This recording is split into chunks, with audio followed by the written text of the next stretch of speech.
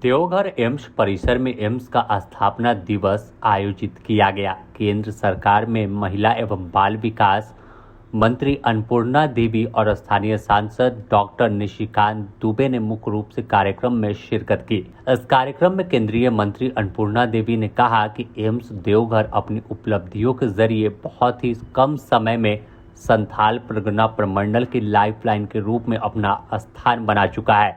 दिवस के अवसर पर सबको शुभकामना और बधाई देते हैं और बहुत ही बड़ी और बहुत ही प्रेस्टिजियस संस्थान एम्स और निश्चित रूप से संथाल परगना का लाइफलाइन बदलने वाला है। और एम्स आने बड़ी संस्थाएं जब आती है तो आसपास के क्षेत्रों का विकास तो होता ही है, साथ ही साथ बड़ी संस्था के माध्यम से आज जो स्वास्थ्य की समस्याएं झारखंड की है निश्चित रूप से इसका समाधान भी होगा।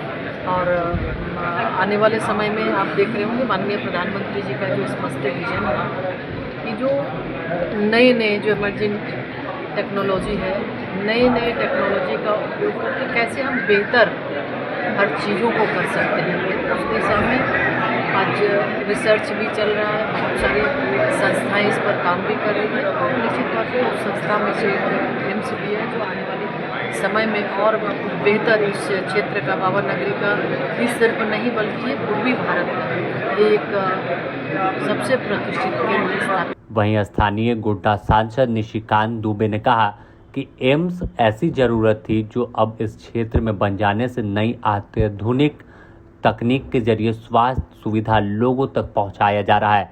एआई जैसी आधुनिक तकनीक के जरिए स्वास्थ्य सेवा क्षेत्र के लोगों तक पहुंचाने में कारगर साबित हो रहा है। उन्होंने साफ कहा कि केंद्र सरकार का फोकस ट्राइबल इलाकों में है। यही वजह है कि देवघर जैसे छोटे शहर में एम्स का निर्माण किया गया। तो देवघर में एम्स आया, यही बड़ा कीर्तिमान है। माननीय प्रधानमंत्री जी इससे बड़ा सौभाग्य यहाँ संथालपना के लोगों को नहीं दे सकते हैं। और जितने भी नए रिसर्च हो, चाहे वो ट्राइबल के क्षेत्र में हो, चाहे वो महिला के क्षेत्र में हो, चाहे वो बच्चों के क्षेत्र में हो, उसमें देवघर एम्स निश्चित तौर पर आगे बढ़ेगा।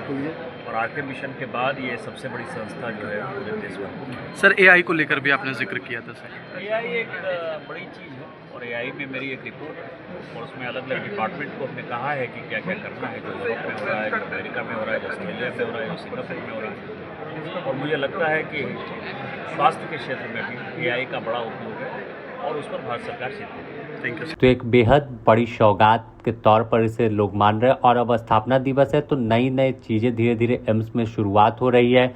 ओपीडी हाल ही में शुरू हो चुका है तो पूरी तरह से एम्स संथाल परगना प्रमंडल के लिए एक लाइफलाइन के तौर पर जाना जा रहा है।